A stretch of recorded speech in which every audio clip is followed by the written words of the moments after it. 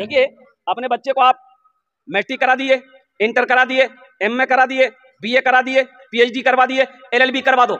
यहाँ कटिहार नहीं, पटना नहीं, दिल्ली नहीं, लंदन ऑक्सफोर्ड में पढ़ा लो, और सुनो अमेरिका में पढ़ा लो, और सुनो जापान में पढ़ा लो, रूस में पढ़ा लो, हीरे जहरात खिला खिला कर अपने बेटे को पढ़ा लो। लेकिन सुनो, उलमा फरमाते हैं, अल्लाह का कुरान कह रहा है, हशर के मैदान में यही बेटा तुमको देखेगा, वो भाग जाएगा। बेटा देखेगा, अरे बोलो ना भाई, भाग जाएगा। बाप को देखेगा, बेटा भाग जाएगा। हशर के मैदान में अल्लाह का कुरान कह रहा है, बाप को बेटा देखेगा, भाग जाएगा।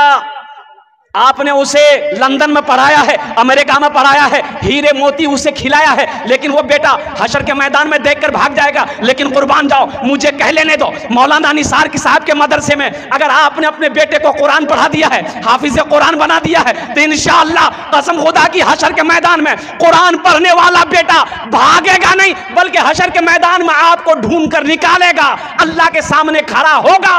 अल्लाह आपके बाप के सर पे नूरानी ताज सजाएगा। नारे तकबीर, अज़मते उलमा जिंदाबाद, अज़मते कुरान जिंदाबाद। हजरत मुआज़ बिन जबल रज़ी अल्लाह तआला अन्हु, ये बच्चे को कुरान पढ़ाया ना, हशर के मैदान ढूंढे, मेरा बाबा कहाँ, मेरा अब्बा कहाँ है, भागेगा नहीं। वो बोले मेरा बाबा कहाँ है, मेरी माँ कहाँ है, कुर्बान जाओ, माँ को लेके आएगा, बाप को लेके आएगा, अल्लाह के सामने खड़ा होगा।